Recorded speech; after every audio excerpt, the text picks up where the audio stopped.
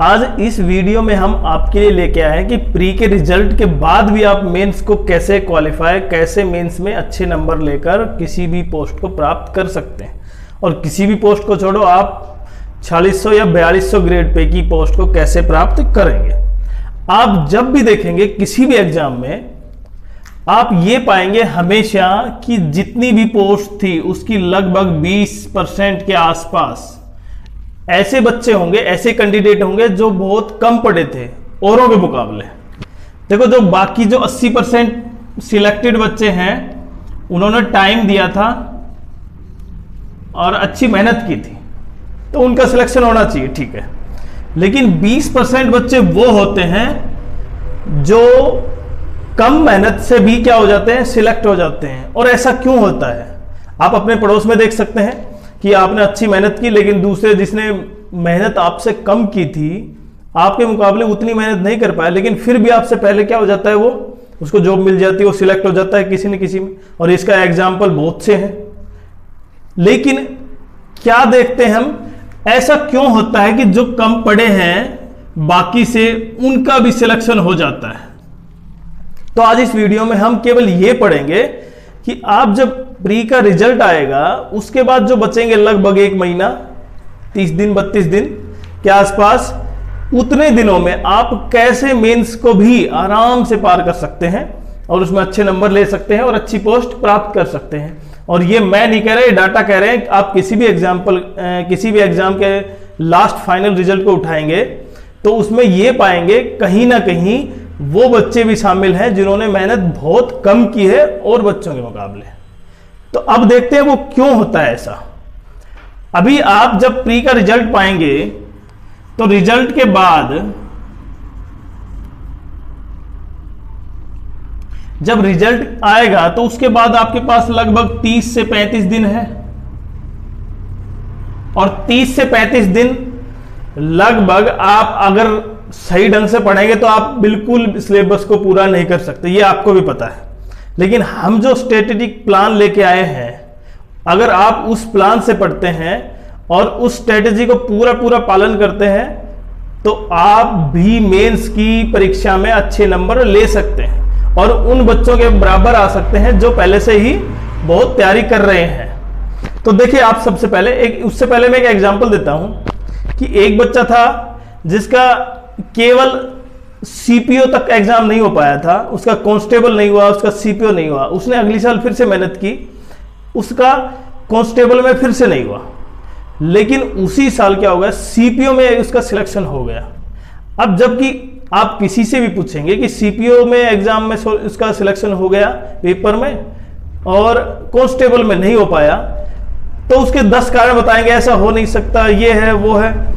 लेकिन रियलिटी ये है क्योंकि उसने सीजीएल का जो ये सीपीओ का जो एग्जाम दिया था वो एक अलग माइंडसेट से दिया था और जो कांस्टेबल का जो एग्जाम दिया था वो एक अलग माइंडसेट से दिया था और पढ़ा भी दोनों माइंडसेट अलग अलग थे और इसीलिए उसका दूसरे में हुआ जबकि नीचे वाले में नहीं हो पाया। तो वही हम यहाँ पे कर रहे हैं, आपको कोशिश कर रहे हैं बताने की आप किस तरह पढ़े। और जो प्लान हम लेके आए हैं वो आपके लिए लगभग सटीक पूरे तरह लागू होगा, क्योंकि जिससे आप मेंस में अच्छे नंबर ले सकते हैं और अच्छी पोस्ट प्राप्त करेंगे। तो आज हम ये जो बता रहे हैं, जिस तरह आप पढ़ना है आप उसी तरह केवल फॉलो कीजिए। आप 10 दिन में क्या देखेंगे, बहुत ज्यादा डिफरेंस देखेंगे। और मैं ये नहीं कह रहा पूरे दिन आप 10 घंटे पढ़ो, 12 घंटे पढ़ो, वो बुक पढ़ो, फिर वो पढ़ो, फिर वो पढ़ो, ऐसा बिल्कुल नहीं है। केवल आप 2 घंटे पढ़ो और 2 घंटे पढ़ने के बाद आप उसको रिवाइज करो, चेक करो और 2 घंटे में मतलब टोटल 3 या 4 घंटे में आप पूरा उस सिलेबस को कंप्लीट कर लेंगे जिन्होंने 2 या 3 महीने लगाए हैं, और आप केवल उसको 20 दिन में 10 दिन में पूरा कर लेंगे। तो जिन कैंडिडेट्स को ये लगता है कि उनका प्री पेपर पास होगा या नहीं या होगा, तो आप जरूर कमेंट बॉक्स में डालें। हम हर जो भी क्वेरी होगी सबके आंसर देंगे कि आपका प्री क्वालिफाई होगा या नहीं होगा। उसमें नॉर्मलाइजेशन ऐड करने के बाद तो आप जितने भी आपके कोई क्वेरी है आप जरूर कमेंट बॉक्स में डालें और अपना आंसर की से जो आपके मार्क्स बन रहे हैं रॉ स्कोर वो आप डालें, फिर हम उसके बारे में बताएंगे आप कर रहे हैं कि नहीं। और उसके बाद आप फिर ये देखते हैं कि मेंस की स्ट्रेटेजी क्या है इंग्लिश को पढ़ने के लिए। अब देखें देखिए एक चीज ये है, आपने कोई अच्छा स्कूल नहीं पढ़ा। अच्छा स्कूल का मतलब ये नहीं कि आप इंग्लिश मीडियम में पढ़ी आए तो हो गया। इंग्लिश मीडियम अच्छा स्कूल का मतलब ये हो कि आप अच्छे मेट्रोपॉलिटन सिटी में नहीं पढ़ पाए, बहुत अच्छे शहर में, दिल्ली जैसे शहर में, मुंबई जैसे शहर में 6 लेवल काफी अच्छा होता है, तो आप उनमें नहीं पढ़े। दूसरा, आपका कॉलेज लेवल इतना अच्छा नहीं, एक अलग पॉइंट है। आज हम ये पढ़ेंगे आप जीरो से कैसे मेंस में अच्छे नंबर ले। तो देखिए सबसे इंपॉर्टेंट चीज, सबसे पहले आप अगर एक टॉपिक लेते हैं हम इंग्लिश का, अगर आपको इंग्लिश बहुत अच्छी करनी है, क्योंकि इंग्लिश करनी ही पड़ेगी, क्योंकि उसमें कितने क्वेश्चन आते हैं 45। अब अगर इंग्लिश में आप अच्छे क्वेश्चन करते हैं तो आपके अच्छे मार्क्स आएंगे। लेकिन इंग्लिश करने के लिए क्या तरीका है, सबसे पहले आप बेसिक्स करिए। बेसिक्स का मतलब ये होगा आप बिल्कुल लो लेवल से स्टार्ट कीजिए। केवल एक दिन लो लेवल पढ़िए आप, और लो लेवल में सारे क्वेश्चन सोल्व करके देखिए, सारे एग्जाम करके देखिए, सारे जो जैसे आप सीजीएल का कर रहे हैं तो आप सीएचएसएल से करिए या किसी और एग्जाम से करिए जिसमें इंग्लिश आती है, उनके पेपर देके देखिए, आपको बड़ा डिफरेंस आएगा कि आप अच्छे सोल्व कर पा रहे हैं। और जो फिर आप आ जाती है सीजीएल में, फिर उनके कोई 1-2 पेपर करके देखिए, और 1-2 पेपर करने के बाद आपको डिफरेंस पता चलेगा। क्या डिफरेंस आ रहा है कि मेरे को ये टॉपिक नहीं समझ में आ रहा। अब क्या करें आप, ये केवल 2 दिन का काम है। आप क्या करें, आप जो डिफरेंस, जो टॉपिक समझ में नहीं आ रहे, वो किसी भी न्यूज़पेपर को लीजिए। न्यूज़पेपर लिया और किसी ऐसे व्यक्ति से जो तुम्हारे आस पड़ोस में काफी ठीक पढ़ा लिखा है, जिसको इंग्लिश की थोड़ी समझ है, उससे न्यूज़पेपर की जो लाइनें हैं, एडिटोरियल हुआ या कहीं से भी हो, उन लाइनों को क्या करवा दिए, डार्क कर दें। उन लाइनों को क्या कर दें आप, डार्क कर दें। जहां जहां पे कुछ वर्ड हैं, कुछ वर्ब्स हैं, कुछ सेंटेंस है, उनको क्या कर दें आप, डार्क कर दें। और उससे पहले क्या करें आप, उसका एक फोटो ले लें और उनको डार्क कर दे पूरे पेज में, लगभग पूरा अखबार डार्क कर दे। कहीं कहीं से एक लाइन, जैसे पूरी ये लाइन है उसमें ये पार्ट डार्क कर दिया, कहीं ये डार्क कर दिया, फिर नीचे की लाइन थी उसका ये डार्क कर दिया। तो आप ऐसे लगभग कम से कम एक पेज में 400-500 डार्क कर दे, और ऐसे कई पेज आते हैं तो आप लगभग आपका 10 मिनट लगेगा, आप 10-15 मिनट आप उसको डार्क कर दें।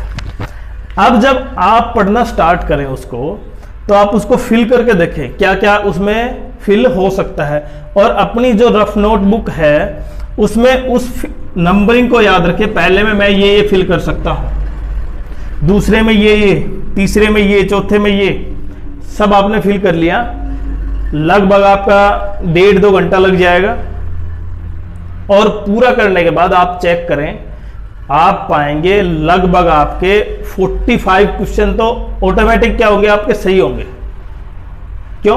क्योंकि उसी टाइप के क्या होंगे इसमें, वर्ड, एक्टिव, पैसिव, नरेशन, जो भी कुछ है। तो आप, ये सबसे इंपॉर्टेंट है कि आप इंग्लिश को ठीक कैसे करें। ये सबसे अच्छा तरीका है। बहुत कम समय में, केवल 5 या 7 दिन में आप उतने चीज पढ़ जाएंगे जो आपका लगभग 2 महीने में नहीं पढ़ पाए। तो ये सबसे अच्छा और बहुत ही बढ़िया तरीका। दूसरा, अब आप करते हैं जीके पर। जीके में चलते हैं। अब जीके अगर आप पॉइंट टू पॉइंट पढ़ेंगे तो बहुत समय लगेगा और याद भी नहीं होगा उससे। क्यों? क्योंकि ऐसा थोड़ी है कि आपने जो पढ़ा वही याद हो गया। अगर इतना होता तो फिर सीजीएल में पहले सिलेक्ट हो चुके होते आप, या कोई भी व्यक्ति, मैं भी हो चाहे उसमें। तो इसलिए एक तरीका है, आप जिस भी टॉपिक को पढ़ रहे हैं, जैसे मैं पढ़ रहा हूं बाल गंगाधर तिलक,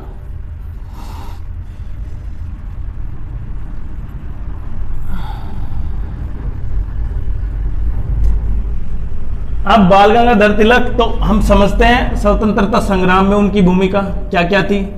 उन्होंने जो अखबार निकाले, जो जो समिति बनाई, किस समिति के वो हेड थे, कहां पे उन्होंने क्या किया, उनका योगदान। तो आप इस तरह पढ़े, एक ग्राफ सा बना लें और एक पेज पर एक से रिलेटेड करें इसी टाइप से, और आप देखेंगे लगभग आप 50 या 100 पेज में आप उतने क्वेश्चन कर देंगे जितने कि आप लगातार पढ़ते वो भी याद नहीं